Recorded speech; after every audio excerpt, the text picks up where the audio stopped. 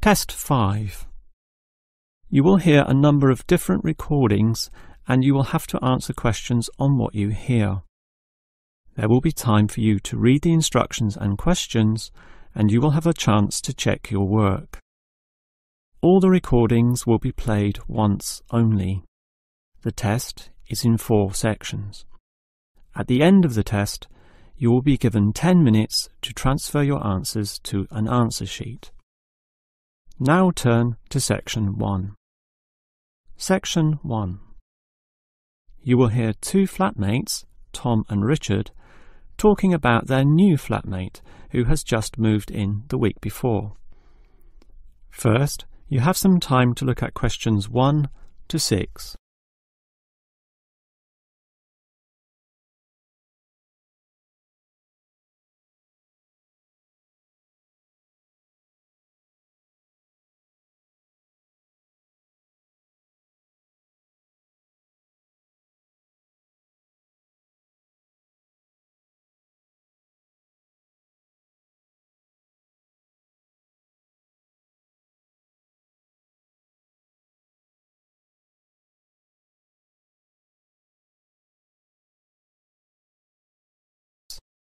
Now we shall begin.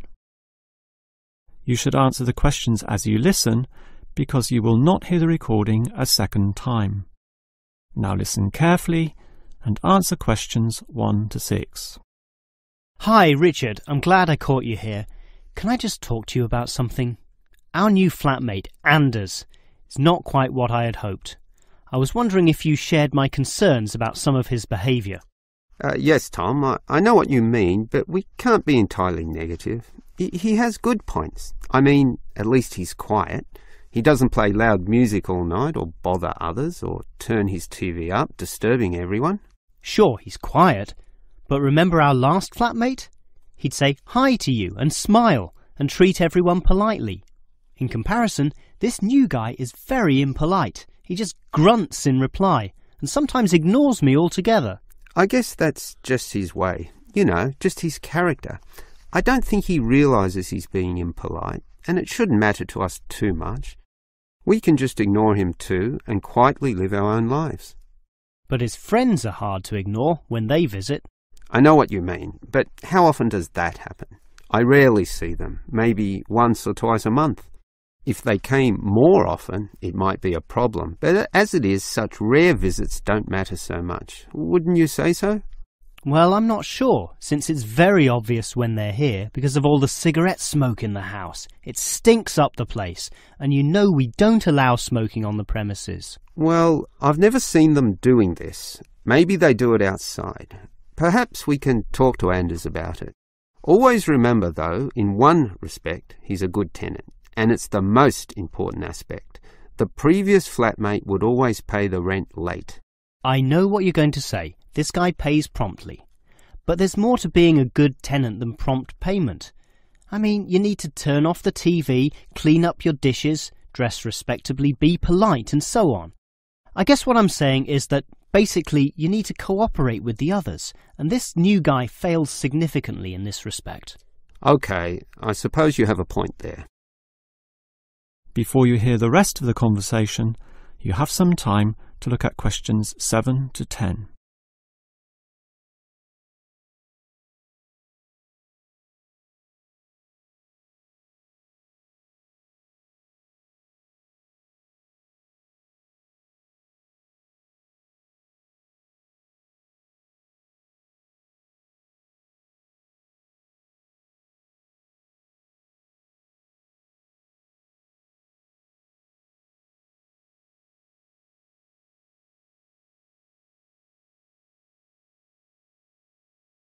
Now listen and answer questions 7 to 10. I tell you what, Tom, why don't we talk to our new flatmate, Anders, about these issues? If we throw him out, we'll have to go to all the trouble of finding another flatmate, who might not necessarily be much better. So, let's give the current guy a chance.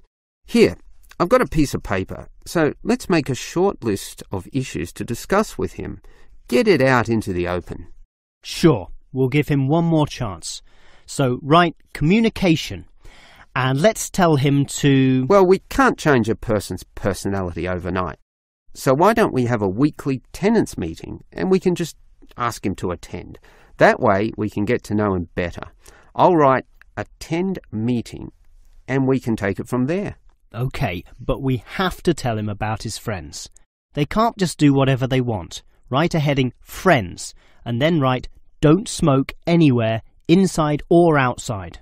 Well, instead of being so direct and possibly causing offence, I'll just write follow rules and verbally mention the rules. TV off by 10 p.m, no loud music or bad behaviour, including smoking. OK, do that, but I still think we need to specifically mention that last issue.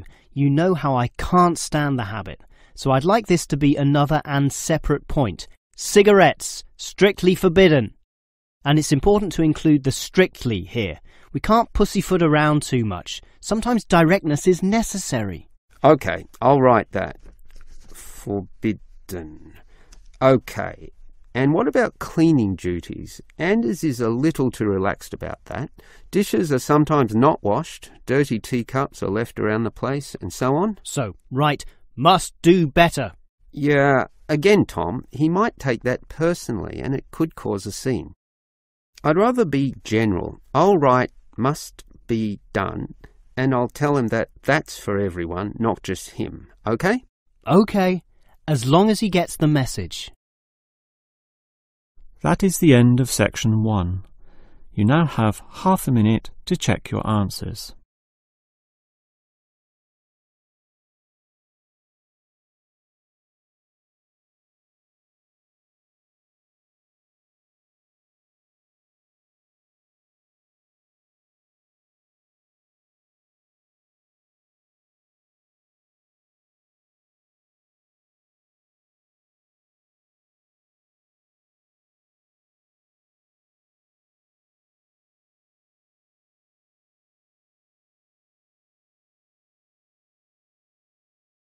Now turn to section 2.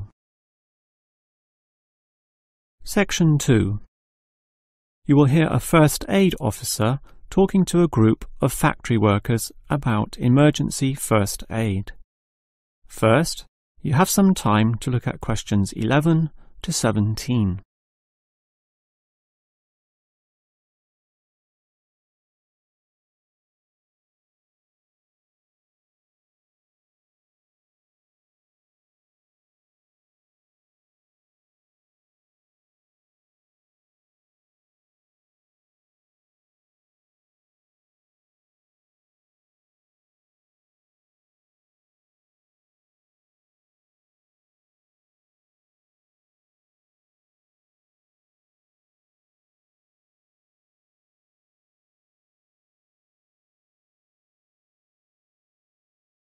Now listen carefully and answer questions 11 to 17. Hello everyone. Now you know why I'm here. You all work in a factory and in this environment there always remains a significant possibility of accidents happening, in which case first aid will be necessary. What is first aid? It is the provision of emergency on-site care when an injury occurs, and it is essential for everyone to know, if only simply, the steps which must be followed. There are, of course, minor injuries which may happen, not needing further medical care beyond the intervention of the first aider, but you can never be sure, thus the following steps must always be followed. These can be abbreviated to the words Dr. ABC, in other words, DRABC. The D stands for danger, and that's the first issue to keep in mind. When an accident happens, immediately ascertain that the environment is safe. That, for example, nothing else will fall or break or cause accidents. If you, the first aider, are also injured, the problem is even worse. The R stands for respond. You must then ascertain the best response. Once all the danger has been eliminated and the distress calls sent out, the appropriate action is, obviously, to help the injured party. Alright, that leads to A, which stands for airway. In order to stay alive, all people need to have an open airway to allow breathing. A conscious person will automatically clear their own airway. But if unconscious, this may not happen. The brain is stopped or hindered from properly directing the body, and, obviously, in the worst case, death can result. For this reason, the injured person is normally put into the recovery position. Placed on the side, tilting the head back and ensuring that there are no blockages in the mouth. To free any such blockages, the back can be slapped or the chest compressed, allowing anything to be spat out. Now that the airway is free, check for B, or breathing. If breathing is not happening or is irregular, the first aider may have to assist with what is technically known as cardiopulmonary resuscitation, or more commonly, CPR. This involves breathing for the patient through mouth-to-mouth contact, while periodically massaging the heart through compressions to the chest. This combination allows blood and oxygen to flow around the body, keeping the patient alive, hopefully until medics, such as doctors, advanced first aiders, or ambulance staff arrive. Before you hear the rest of the talk, you have some time to look at questions 18 to 20.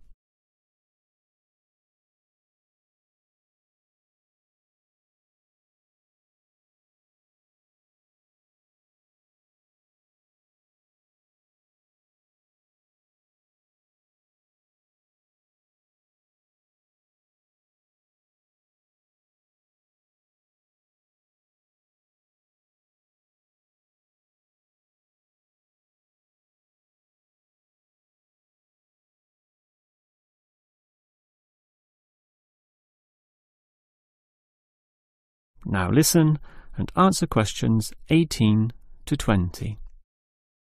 Now, it's certainly good to have knowledge of emergency first aid, but, obviously, the best situation is simply not to have accidents occur in the first place. For that, you need to be aware of safety issues, but just saying "be aware" does not usually achieve much.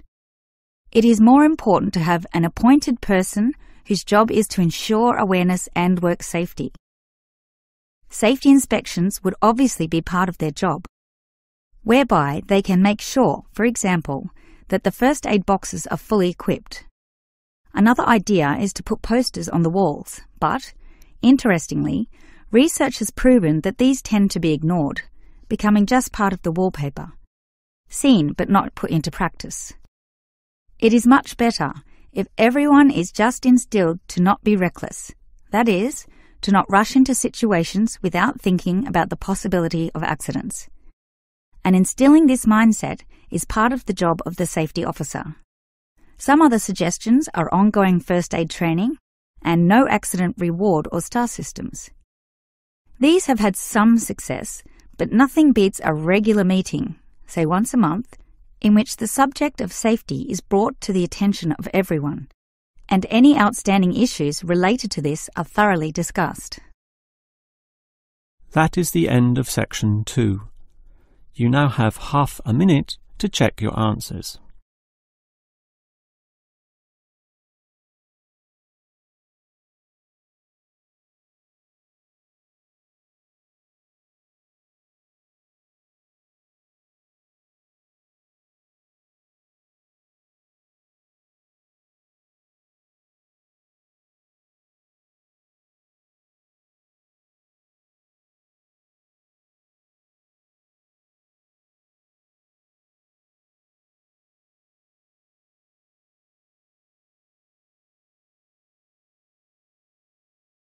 Now turn to section 3. Section 3. You will hear two students, Frank and Nicole, discussing their research on university waste. First, you have some time to look at questions 21 to 25.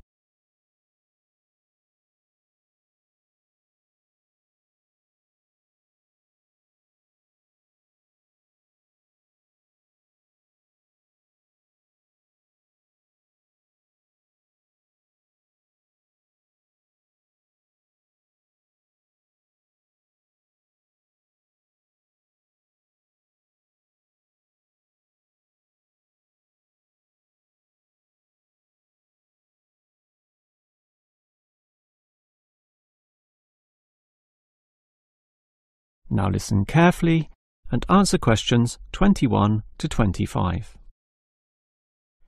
Hi, Nicole. As you know, we've got to decide on the best ways this university can reduce its waste. You inspected the eastern campus and I did the western buildings. Did you do all the interviews as well? Yes, I interviewed all the staff who made some good observations, and I interviewed some of the students. The students said little that was interesting.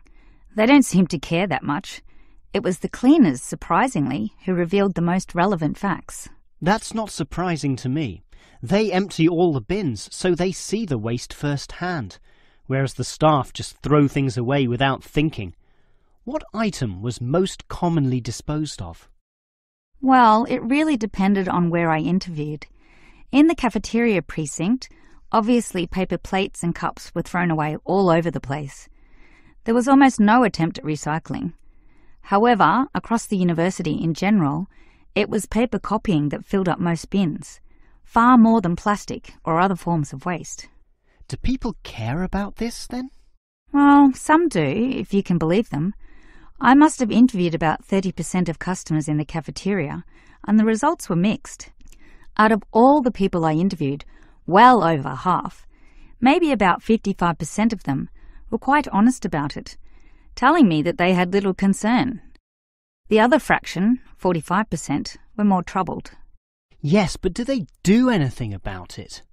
Surprisingly, quite a significant percentage do something, even if they aren't particularly concerned. I mean, small things. About 10% bring their own cups to the cafeteria, for example, and at least 1/3 said they use recycling bins. So, in total, it's an equal split between those who do something or those who don't. So why do so many people remain inactive, particularly over an issue they should care about more? I think they do care, and many of them are prepared to do something. Obviously, there's an element of laziness, but I'd say that it's relatively small. If they knew what to do, and if stringent systems existed, or if the importance of this was made clearer to them, I'm sure you'd see a much larger percentage of people actively working towards helping our environment. Well, there's cause for optimism at least. Before you hear the rest of the conversation, you have some time to look at questions 26 to 30.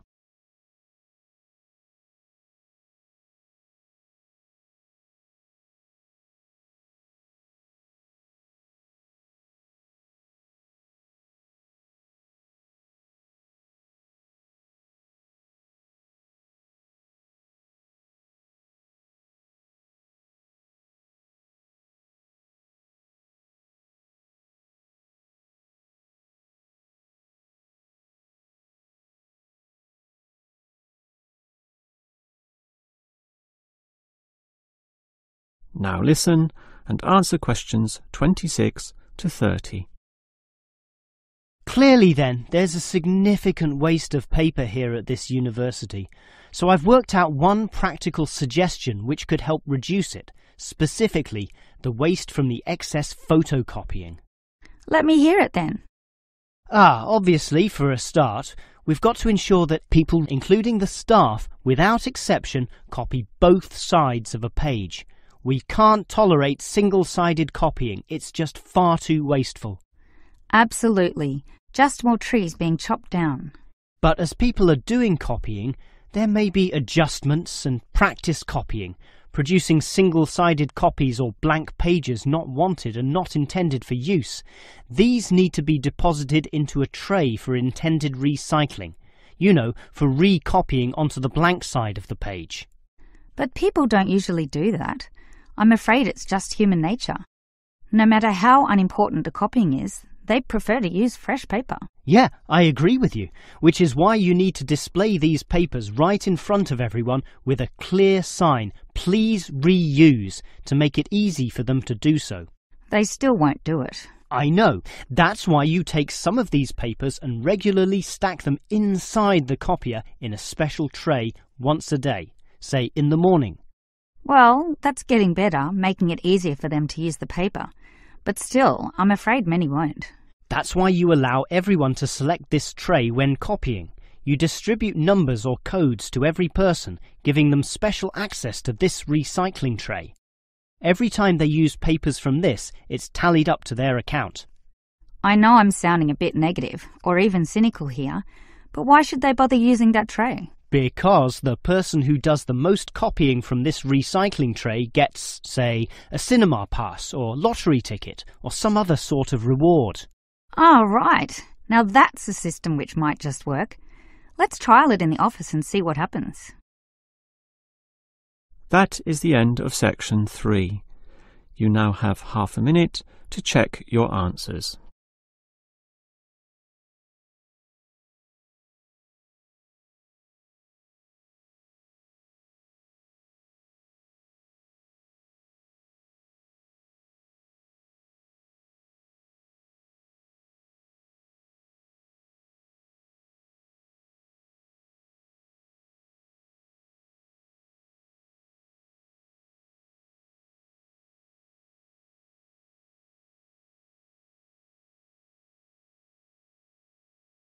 Now turn to section 4. Section 4.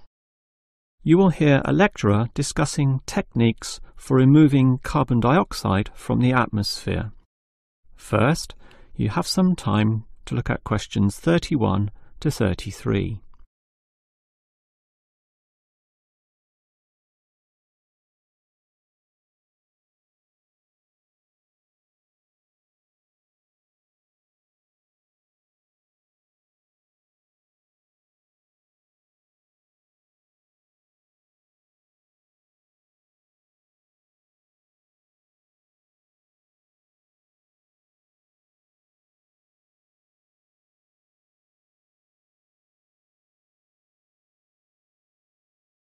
Now listen carefully and answer questions 31 to 33. We all know about the role of carbon dioxide in causing global warming. Obviously, society needs to reduce the release of carbon dioxide, otherwise known as CO2. This gas comes from the burning of fossil fuels, such as coal and oil, and it is virtually impossible for society to prevent or even limit such activity. Our need for energy and power is just too great. Instead, a more practical idea is to collect the carbon dioxide from the burning process, for example, directly from the chimneys of power stations, and somehow prevent this gas from being released into the environment. To do that, you need to store it somehow, and that has to be essentially forever. It is perhaps for this reason that many believe that, rather than storing the carbon dioxide as a gas, it is better to react it with metal oxides, such as magnesium or calcium, which results in the formation of a hard carbonate material. The gas is, in effect, turned into a stable and unreactive solid, which can simply be dumped anywhere. This process actually occurs naturally, although very, very slowly, and is one cause of the surface limestone in the world. But this slow reaction speed is the problem. Even when enhancing this process through high temperature and pressure, or pre-treatment of the mineral, it is still far too slow to be economical. One other technique which has been suggested is to pump the gas to the bottom of the ocean, where it would react with compounds in the seawater, forming carbonic acid. However, this alternative has now been ruled out. The CO2 may be removed from the atmosphere, but the high oceanic acidity which would result raises its own set of problems, mostly with all the delicate life and the intricate food chains in the seawater, some on which we ourselves depend, and that's something which no one wants to experiment with. Perhaps because of the lack of alternatives, the most commonly discussed solution to the problem of disposing of carbon dioxide is to pump the gas underground, a technique known as geosequestration. In this system, the CO2, for example, could be pumped into underground pockets within depleted oil wells or disused coal tunnels. This carries, however, 3 serious disadvantages. namely the risk of leaks, the considerable costs involved, and finally the unproven effectiveness. Let us look at those three disadvantages in detail. Firstly, there is the risk of leaks. Although the gas would be deep and sealed over by masses of rock and earth, the huge pressures in these spaces would turn the gas into a liquid state, capable of moving through rock fissures or faults. This could allow the gas to eventually be released to the surface. Since CO2 is heavier than air, and thus pushes oxygen aside, such leaks could result in the suffocation of thousands or tens of thousands of people, certainly not a consequence to be taken lightly. Natural CO2 leakage from volcanic buildup has already witnessed such deadly events. The other problem of geosequestration is the cost. The time and effort spent on materials and construction, primarily the pipework through which the gas would travel, does not come cheaply. So, if this system were to be implemented in, say, coal-fired power plants, the extra cost would have to be paid by the electricity user, whose bills would almost double as a consequence. Few people are prepared to pay this much simply to make a small dent on the effects of global warming. And this leads to the final problem. The most basic question is whether geosequestration actually reduces global warming. The problem here is that the energy needed to create and drive the sequestration process would require approximately a quarter of a coal-fired electricity plant's output. In other words, the plant would have to burn 1/4 more of its coal just to account for the sequestration of the carbon dioxide. And with coal producing other noxious pollutants, such as sulfur, ash, and heavy metals, the environment is hardly benefited at all. Nevertheless, there are many active experimental efforts underway, primarily in oil production sites. These are small, but intensively monitored and analysed. All we can say now is that the jury is still out on whether underground carbon storage will one day be feasible. That is the end of section 4. You now have half a minute to check your answers.